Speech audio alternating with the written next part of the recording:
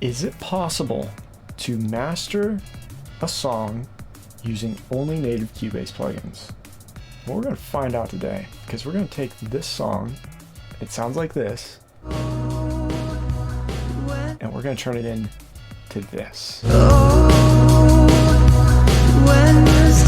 So let's get into it. Moving on into Cubase here, you can see I have the file already loaded up here. This is the unmastered mixed file from my good friend. Her name's Melissa Martin. The song's name is For You. She's an indie rock musician, solo artist out of Denver, Colorado. Really talented, just makes really awesome tunes. So that's what we're working with today. It's an indie rock track. There's guitars, synths, soupy reverbs, tails, really luscious, and just very full vibe is kind of her style. So that's how we mix the song. I'll play a little bit of it here for you so you can hear what we're working with.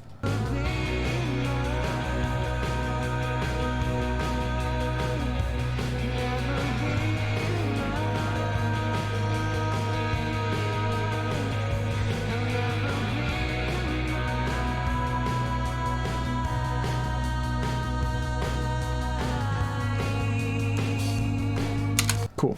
So that's our vibe. And you can hear the indie flair to it. It's really fun. It's a fun genre to work with. Moving on over here to the processing. You see I have a lot of processing going on. I'll admit that. I'm not processing a lot with each plugin. That's kind of the trick here to this method. Whether it's native plugins or third-party plugins, that's not the goal. The goal isn't to crank each plugin and get a ton of vibe out of plugin. It's to find the Goldilocks zone, to process just the bare minimum through each plugin to the point that whatever the track needs, you're adding just a little bit of that hint and flair through each plugin, but you're using more plugins. It allows us to get the result that we want by subtly layering up the plugins to a massive larger sound. Similar to how mixing is, right? Same process, same philosophy here.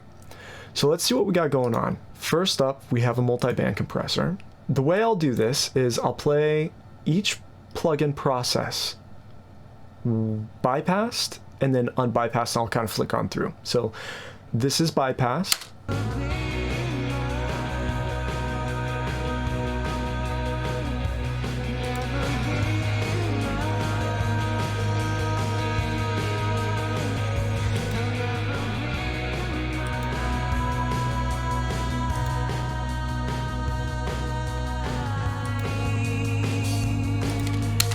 And you could really hear this plugin doing some action here, but it's not a lot of action. It's still subtle. So I highly recommend listening on headphones or monitors or in a studio if you can to really hear these differences, because most of them are very subtle, but they add up over time. That is the whole trick to the trick here. So what did I do here? I'm using 3 bands of multiband compression, controlling the low range and then the entire low to mid range here and the top high end.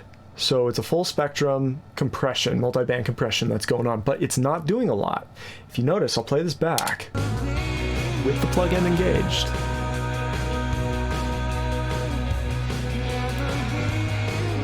I'm not getting any gain reduction hardly off of any of these meters. I'm barely kissing this plugin, but you can hear that the difference is clearly there.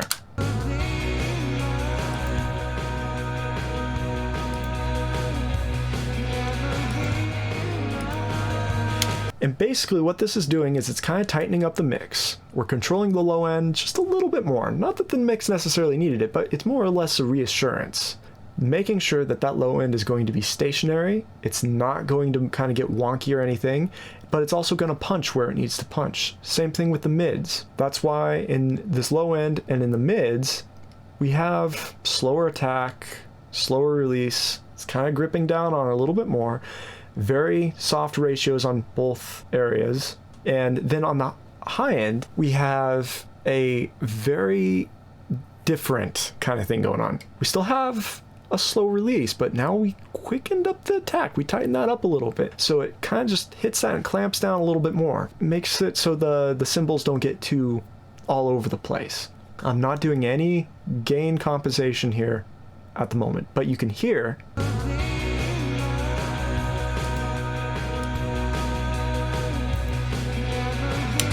it's controlling everything while also adding a little bit of perceived volume. That's always a nice thing to have in the mastering stage. Moving on to the next process. We're going to jump into this imager here. This is what it sounds like without. And then this is with.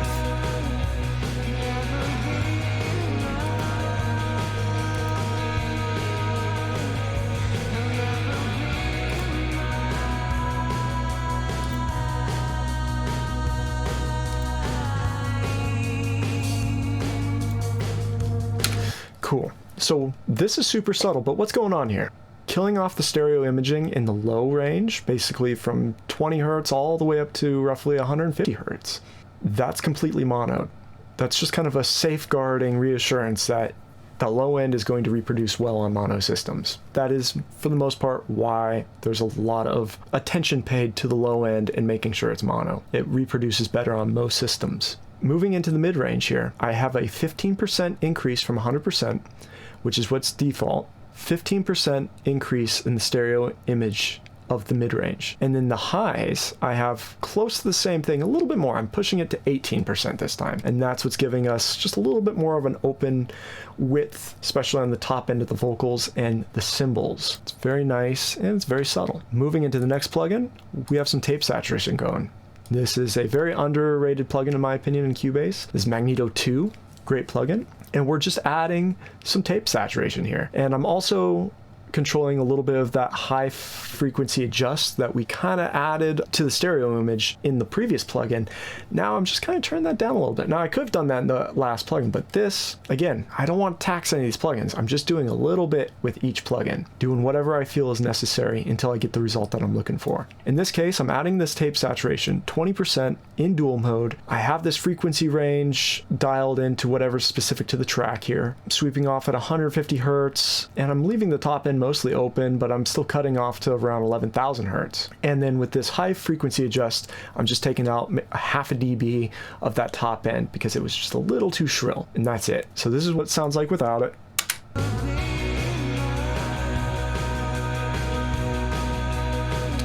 And then with.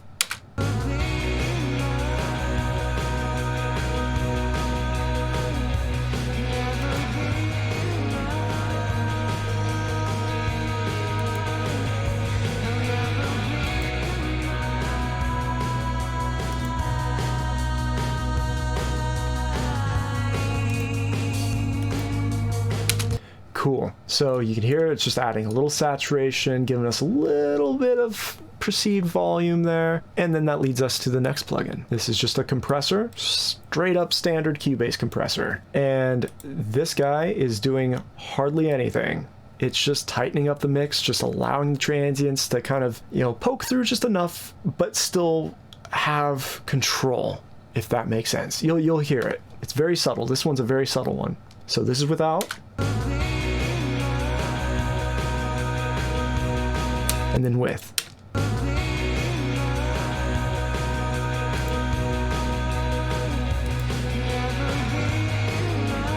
Really, all this plugin is doing is it's just clamping down on the mix ever so gently, a little bit more. I'm doing a dB, 1.24 dB of compression. Not a whole lot. Slow release, slow attack, and a very slow ratio with a slow knee, or soft knee. Very low levels. Just kind of kissing it, not doing a whole lot. Moving on to the next plugin I have here is a clipper. Now this is the soft clipper in Cubase Pro 11. Oftentimes do like to use soft clipping in my mastering stage. It's part of the way that I get volume and perceived loudness, and I can inflate the mix that way very nicely. So in this case, I'm doing something very similar with this soft clipper. Everything is at its default value. I just added 3 dB worth of input gain. And this is what it sounds like before.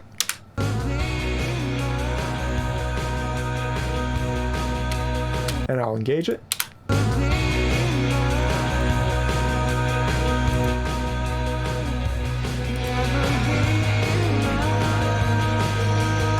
You get what's going on there. This is where we start getting some of the volume in our master here, but we're not pushing it. we're not pushing it so this thing distorts, and this thing does kind of clip and distort. Not necessarily always the best way if you push it too hard. It kind of gets a little cold, and that's not what we were looking for here. Again, we're just kissing it a little bit, adding 3 dB of gain to our mix, and that's it. Moving on, we're adding even more gain using a maximizer. Now, this is the first wave of maximization I have going on. I have it on modern mode. This was one of the plugins that I really had to tweak with to kind of figure out what I liked. Took a little bit more effort to get out of it, but if you know your tools, you're good to go. So I have it on modern mode, and I have it on 37%. I have a little bit of a faster release and a slower recovery rate, and I have soft clipping engaged in this as well. That's it. This is what it sounds like without. And then with.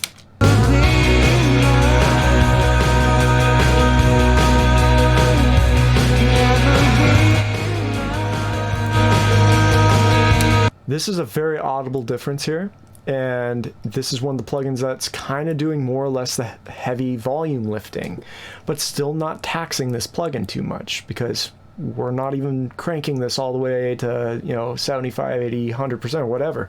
We're 37% here, and we're getting 8 dB difference of RMS value, which is your perceived volume. We're doing pretty good. I followed that up with another maximizer, and this one's even lighter on the settings.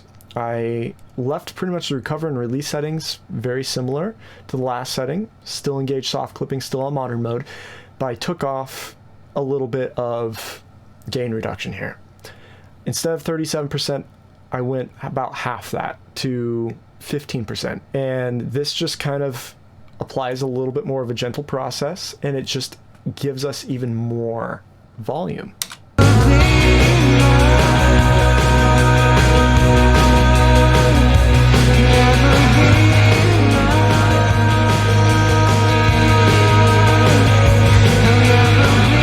So that's a very audible difference as well.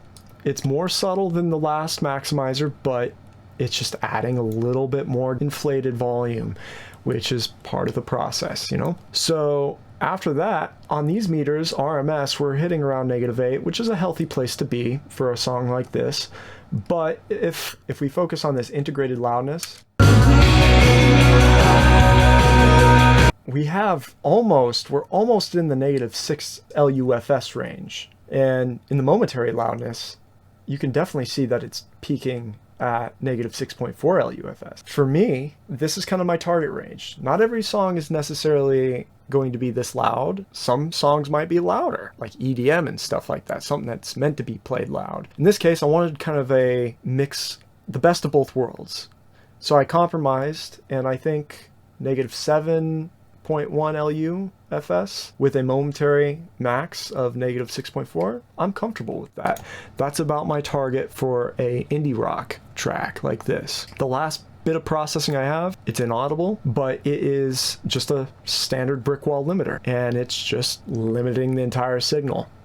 You can see we have a slight over, and this is obviously going to limit that, so it's just offering a little bit of protection, but it's not even doing any gain reduction, so we're not getting any weird artifacts or anything. It's just providing a little bit of safety for us, which you need safety in this line of work, right? I did play with the release value to the track's taste. That's going to be different every time, obviously. The last thing, if we head on down to my mixer console here, you can see I lowered the fader volume to -0.06 dB. And this is just allowing that little bit of headroom, so when we go to render the track off, when we go to convert it down to the different file formats for distribution, it doesn't have those overs. It doesn't kind of get some of those, you know, little clipped aliasing things that kind of can happen sometimes. So it's always a good practice to kind of do that. And yeah, that's what's going on. At this point, I'm happy with this. The track is mastered, and this is, I'll play it back without any of the processing again, and I'll engage everything. So this is without anything.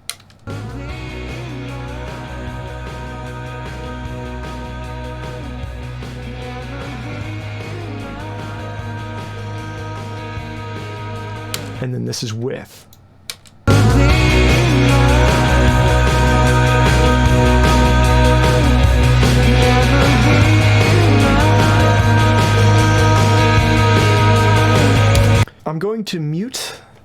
the track that we were working on, and this is the rendered version that you can see here in the blue. I also have another version of essentially the same mix. It has a different vocal file in it. You'll get the same concept, just for comparison's sake, and we're going to A/B these out. The pink, it's worth noting, has third-party plugins.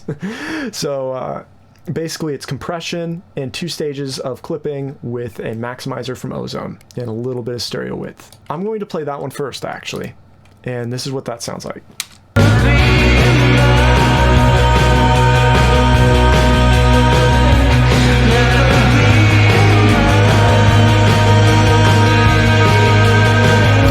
And then here's the mix that we just did.